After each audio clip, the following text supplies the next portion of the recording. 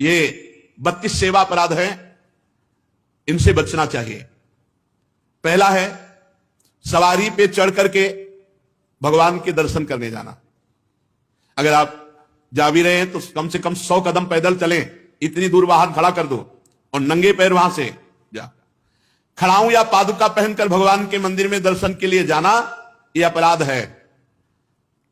हमें तो यही प्रार्थना करनी है कि सीढ़ियों के नीचे तो उतार दो जूता चप्पल। कुछ लोग तो ऐसे हैं कि टोके ना तो जूता चप्पल पहन के ही दर्शन कर ले, इतने सुकुमार तत्व हैं। कई ऐसे भगवान के मंदिर में सवारी में चढ़ करके जाना या खड़ाऊं पादुका पहन करके जाना, यह निषेध है, यह अपराध है। दूसरा, रथ यात्रा, जन्माष्टमी, राधाष्टमी, रामनवमी, अगर आप नहीं कर सकते, आप में सामर्थ्य नहीं, तो जहां उत्सव हो रहा हो वहां सम्मिलित हो जाना चाहिए। ये भागवतिक महान उत्सव है भगवान के प्रादुर्भाव के, उनमें सम्मिलित हो जाना चाहिए। अगर ऐसा नहीं तो यह भी अपराध के अंतर्गत आता है। तीसरा, भगवान के श्री विग्रह के दर्शन हुए पर आपने प्रणाम नहीं किया। जैसे जहां हो इतना जरूर करो, चाहे जिस भगवान के हो, इसमें अनन्यता नहीं है। जैसे परिक्रमा लगाते थे, हनुमान जी की आरती हो रही, जय राधा वल्लभ लाल की, 1 मिनट रुके, उनकी आरती हो रही, महाभागवत है, सब संतों को प्रणाम करते हो, हनुमान जी को प्रणाम नहीं करोगे?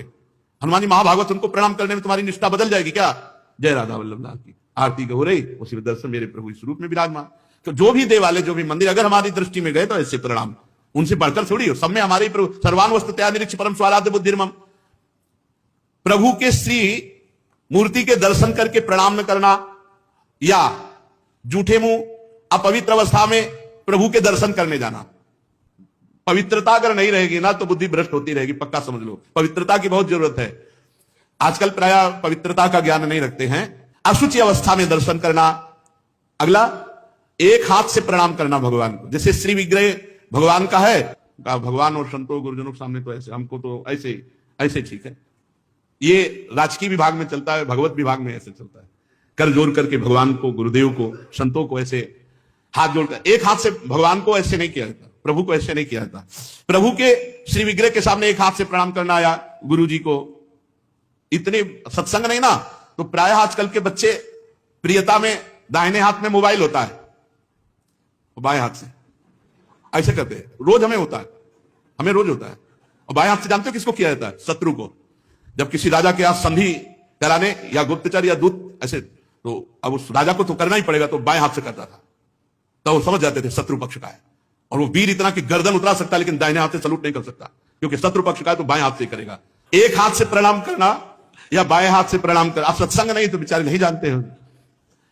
राधा राधा नहीं बोलेंगे, राधा राधा बोले तुम्हारी वाणी पवित्र, तुम्हारा जीवन पवित्र। हमें बहुत सुख मिलता है जब कोई रास्ते में जैसे राधा राधा, तो हम खड़े हो जाते हैं। राधा राधा राधा, आपका भी मंगल, हमारे कानों का भी मंगल, और हमारा हृदय गर्व में भरता है, मेरी महारानी जी का नाम लिया जा रहा है। परिक्रमा करते समय प्रभु के श्री विग्रह के सामने आकर के ना रुक करके प्रणाम करना और ऐसे घूमते रहना, यह भी अपराध है। परिक्रमा तो एक परिक्रमा की, सामने आए प्रणाम किया, फिर दूसरी की, फिर सामने आए प्रणाम किया। 4 परिक्रमा अपने प्रभु की होती है, हरिप्रियाजू की 4 परिक्रमा। और प्रभु के श्री विग्रह के सामने पैर पसार करके बैठना है।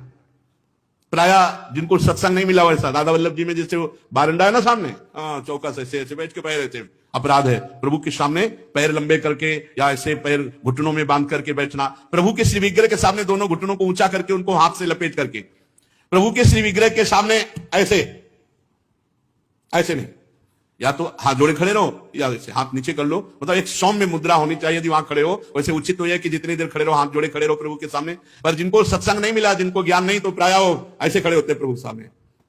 और प्रभु के सामने बैठ करके सोना, यह अपराध है, इसमें पाप लगता है, मलिनता हो। जैसे सत्संग में सोना, प्रभु के सामने बैठे हुए सोना या स्वाध्याय करते हुए, भगवान के श्री विग्रह के सामने पाना। जैसे चरणामृत मिले तो साइड में हो गए, प्रसाद मिले तो साइड में हो गए, ऐसे नहीं वहीं सामने ही, प्रभु के सामने नहीं। भगवान के श्री विग्रह के सामने झूठ बोलना, बात ही मत करो, मंदिर में बात मत करो, गलती हो जाएगी। कुछ भी अगर जरा भी झूठ निकला तो वज्र की लीक हो जाएगा, भोगना पड़ेगा। मौन रहो। जब कोई कहे हमें बात करनी, गेट के बाहर मिलो मंदिर के। अगर थोड़ी चूक खूबी हो जाएगी तो फिर दर्शन कर लेंगे आके, और इन्हीं के सामने झूठ बोल गए तो फिर क्या होगा? श्री भगवान के सामने जोर से बुलाना किसी को बिल्कुल नहीं। अगर वहां है तो बहुत सावधानी से बात की जाती, धीरे से बात की जाती, वो भी प्रभु संबंधी बात की जाती है। भगवान के श्री विग्रह के सामने आपस में कुशल मंगल पूछ रहा है, और कैसे हो, प्रभु सामने वहां पूछ रहे और कैसे हो, अपराध बन रहा है, उनसे पूछो कैसे हो, उनसे बात करो, प्रभु से, प्रभु के पास आए, सही पूछो। बिल्कुल नहीं, सीधे गए, बस आंख में आंख मिलाई, जितनी देर टिके बस आंख बंद की, फिर आंख में आंख मिलाई, नख सिख लो अंग माधुरी, उसका पान करो, चुपचाप बाहर निकल जाओ। दर्शन की एक पद्धति है, एक टाक एकदम देख रहे हैं, लेकिन देखना बाहरी लोग दर्शन नहीं करते, नहीं इधर उधर, वहां प्रभु में नहीं टिकेंगे, नेत्र प्रभु में नहीं टिकेंगे, वो इधर उधर दौड़ भाग करके निकल जाएंगे। आपस में कुशल मंगल बातचीत ये सब नहीं। और प्रभु के श्री विग्रह के सामने किसी को उपदेश करना, किसी को डांटना, किसी को दंड देना, ये सब अपराध के अंतर्गत आता है। प्रभु के श्री विग्रह के सामने किसी को पीड़ा देना, मारपीट करना, कदापि नहीं, बहुत बड़े बड़े अपराधों में। और प्रभु के श्री विग्रह के सामने किसी को आशीर्वाद देना, नहीं, ये भी नहीं, सामने विराजमान है, उन्हीं के आशीर्वाद से सबका आशीर्वाद है। ऐसा नहीं कोई प्रणाम कर रहा है माथे पे हाथ धर, ये सब व्यवहार नहीं। वहां प्रणाम कर, जो प्रणाम करे तुरंत पीठ कर लेनी चाहिए उसकी तरफ, वो प्रणाम उन्हीं को जाए। कभी ऐसा प्रणाम न, एकमात्र गुरुदेव। प्रभु के श्री विग्रह के सामने किसी पर अनुग्रह करना यह अपराध है।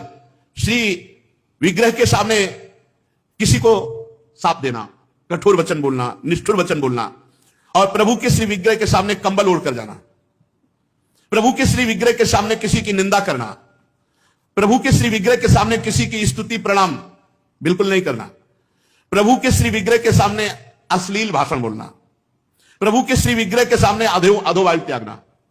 अच्छा, प्रभु को सामर्थ्य रहते हुए गौड़ उपचार के द्वारा भोग लगाना, जैसे अपने तो हलवा और चाय चल रही सुबह, और ठाकुर जी के लिए चिरौरी रखवा दिए, बहुत ही है, काफी लपटी भाई, उसमें प्लास्टिक में एक कटोरी में भर के रख दी, पानी रख दी, जमाने की वही रखी, और अपना रोज सुबह शाम दोपहर सब नए नए पदार्थ पा रहे हैं। अपराध लगता है। ये मनोरंजन के लिए श्री विग्रह खरीद के मत ले जाना कोई। श्री विग्रह जाने का मतलब है पूरे के पूरे प्रभु आए हैं, सुबह से लेकर शाम तक उनको खवाओ पियाओ, स्नान श्रृंगार सब, ना हो हिम्मत तो छवि खरीद ले, उनके दर्शन करो। श्री विग्रह मत ले जाओ। श्री विग्रह ले जाओ, चाहे गोपाल जी का, चाहे प्रिया प्रीतम जी का, उनकी सेवा करो ऐसे जैसे अपने बच्चे की जाती है। अपना बच्चा अगर नहीं पवाएंगे तो भूखा रहेगा, नहीं स्नान कराएंगे तो वैसे, नहीं सहन कराएंगे तो नहीं सहन करेंगे। बोले हम दर्शन के लिए छवि ले जाओ, श्री विग्रह मत ले जाओ। श्री विग्रह ले जाने का मतलब है कि अष्टयाम सेवा, कम से कम अष्टयाम सेवा में नहीं आप पहुंच पा रहे हैं, पूरी सेवाएं कर पा रहे, तो सुबह मंगला और श्रृंगार और भोग लगा दिया, जाओ। फिर शाम क्या है तो आरती कर दी, फिर भोग लगाया, दूध पिलाया, सहन कराया, इतना तो होना ही चाहिए। अब आप तो खाते हैं अच्छे अच्छे पदार्थ, तो ठाकुर जी के आगे प्लास्टिक में लपटी हुई टॉफी रख दी या चिरौरी रख दी। आपकी सामर्थ्य है, सब अच्छे अच्छे कपड़े पोशाक सब पहना सकते हो, ऐसे ठाकुर जी को ऐसे नहीं। आपके पास सामर्थ्य के अनुसार ठाकुर, वैसे तो जी जान से प्यार करो, बहुत कृपाल ठाकुर है, बहुत कृपाल, आपसे बात करने लगेंगे, आपको मना करेंगे, ये नहीं खाना हमें, ये खाना है, ऐसे। अरे आप आसक्ति करके तो देखो, निहाल कर देंगे। और अभी आप यहां पवा, फिर वो आपको अपने यहां ले जाके पवाएंगे, और ऐसा पवाएंगे कि निहाल हो जाओगे। और प्रभु को भोग लगाए बिना कुछ भी खाना पीना ये ठीक नहीं, अपराध के अंतर्गत आता है। वैष्णव होकर, दीक्षा लेकर, सत्संग सुनकर, ये बात जान करके यदि आप बिना भोग लगाए प्रभु को पाते हैं तो अपराध है। ऋतु में जो फल हो सबसे पहले अपने प्रभु को भोग लगाना चाहिए। इस बात में हमने अपने गुरुदेव भगवान को देखा, बड़ी प्रवीणता, चाहे वो सहतूत हो चाहे बेर हो, जो ऋतु का फल है श्री जी को जरूर पवाएंगे। और पवाने का पहला कि आप चख के देखेंगे, बेर या जो भी पहला चख के देखेंगे, अगर अनुकूल है तो हाथ धोया, आचमन किया, फिर श्री जी को दूसरे फल। नहीं तो ऐसे भोग नहीं लगाते, पहले जैसे कुछ भी बनेगा तो पहले स्वयं चखेंगे फिर भोग लगाएंगे। और ये बाहर नहीं चलेगा, बाहर तो कहते झूठा कर दिया प्रभु को क्या पाओगे, लेकिन अपने यहां अपने भाव हैं, भावोत्सवेन भजताम रस काम धेनु। और किसी फल आदि का अच्छा भाग अपने लिए रख दिया और जो स्वाद रहित है वो प्रभु के लिए भोग लगाने के लिए, ऐसा ना करे। और प्रभु के श्री विग्रह के सामने पीठ देकर खड़े होना या पीठ देकर बैठना, जैसे पीछे प्रभु ऐसे बैठना नहीं, इससे अपराध लगता है।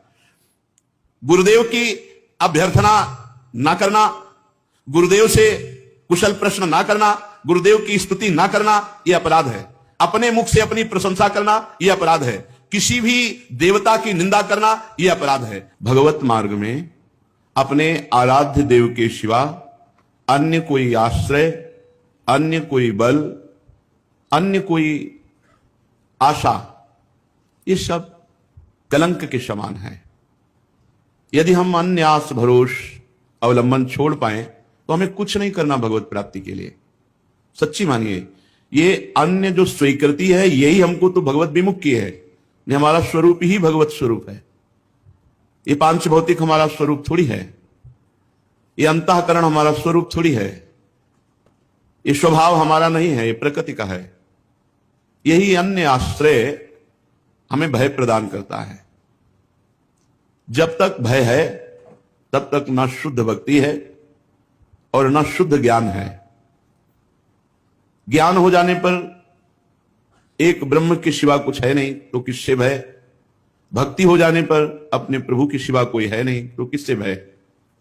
प्रहलाद जी ने नरसिंह भगवान से किंचन मात्र भी कोई भय नहीं माना, सब भयभीत थे, पर प्रहलाद जी नहीं। अपने प्रीतम से क्या भय, चाहे वो सौम्य रूप में हो या घोर रूप में हो या भयावह रूप में हो, है तो मेरे प्रीतम, फिर भय कैसा? तो हमें जो भय, शोक, चिंता, अपने कल्याण की फिक्र, इसका मतलब है अभी भागवतिक बल जागृत नहीं हुआ, अन्य कोई बल है, अन्य कोई आश्रय है, अन्य में ये शरीर भी है, अन्य में शरीर की क्रियाएं भी हैं, अन्य में अंतःकरण है, अंतःकरण के संकल्प, निश्चय, चिंतन, स्वीकृति आदि, अन्य में स्वभाव भी है। ये मेरा नहीं है, मेरे तो सिर्फ प्रभु हैं और जो मेरा स्वरूप है वो प्रभु में ही है। ये बात समझ में आ जाए तो बिल्कुल विश्राम है, अभी विश्राम है। भगवत प्राप्ति के लिए जो क्रियाओं का आदेश दिया गया है शास्त्रों में, वो निष्क्रिय आप हैं ये अनुभव करने के लिए, ना कि क्रियाओं से भगवत प्राप्ति होती है। आपका स्वरूप निष्क्रिय है, आप निरंजन है, माया रहित है, यही अनुभव कराने के लिए सत्क्रियाएं की जाती हैं, क्योंकि सत्क्रिया निर्मलता प्रदान करती है। जहां अंतःकरण निर्मल हुआ, शांत हुआ, वहीं अपने स्वरूप का अनुभव होने लगता है। इसलिए अन्य बल तो छोड़ दीजिए, बस ये समझना है अन्य बल का मतलब किसी व्यक्ति, वस्तु, स्थान का नहीं, शरीर का भी नहीं, अपनी क्रियाओं का भी नहीं, अपनी सोच का भी नहीं। ये बात अगर समझ में आ रही हो तो बहुत शुद्ध शरणागति अभी हो जाए। हमारी क्रियाओं का क्या बल? कभी सत्क्रिया होती, कभी असत क्रिया। हमारे अंतःकरण की सोच का क्या बल? कभी सत सोच होती, कभी असत। हमारे स्वभाव का क्या? कभी सौम्य, कभी क्रूर, कभी उदारता, कभी कंजूसता। इसका क्या? हमें अपने प्रियाजू के स्वभाव, प्रियाजू के प्रभाव, प्रियाजू का बल, प्रियाजू का आश्रय, बस। फिर देख लो आप कैसा आनंद आता है। अभी ऊपर हम साधुकों से कह रहे थे, प्रभु दिमाग को पकड़ लेते हैं, प्रभु अंतःकरण पर अधिकार कर लेते हैं, अपना अस्तित्व ही खत्म। कैसा अनुभव आनंद का होता होगा जब अहम का पूर्ण विसर्जन भगवान के चरणों में हो गया, प्रिया प्रीतम के चरणों में हो गया। ये बात समझिए, भगवत प्राप्ति बहुत सहज, सरल, अनायास, बिना प्रयास के अनुभव में आने वाली वस्तु है। हमारे को लगता है बहुत प्रयास करके भगवत प्राप्ति कर लेंगे तो उसमें हमारा शारीरिक बल, बौद्धिक बल, क्रिया बल, इनकी पहुंच नहीं है परमात्मा तक। इनकी पहुंच, ये सब असत है। असत से की हुई क्रियाएं ये सत परमात्मा में प्रतिष्ठित नहीं कर सकती, तो इनसे उदासीन नहीं होना, ये करना है, पर बल प्रियाजू का। हमारा जितना भी मंगल होगा वो हमारे आराध्य देव से होगा। शरीर बिना क्रिया के नहीं रह सकता, इसलिए सत्क्रियाएं कर रहे हैं। इनका कोई हमें फल या इनकी कोई फलवृत्ति की आकांक्षा ऐसी नहीं है। श्रीपाद प्रबोधानंद जी महाराज इसी भाव को लेके कह रहे हैं, हरि भक्ति महम न कामये मम मुक्ति प्रतिभाति सुक्तिवत नयने न निपीय राधिका रति कुंजई रति मंजुलम बनम। बहुत समझने वाली बात है। मुझे हरि भक्ति की भी कामना नहीं, हरि भक्ति महम न कामये, मुझे भगवान की भक्ति की भी कामना नहीं। मम मुक्ति ही प्रतिभाति सुक्तिवत, मुझे मोक्ष तो सीपी की तरह दिखाई दे रहा है, कुछ नहीं है, कोई सुख नहीं है। लो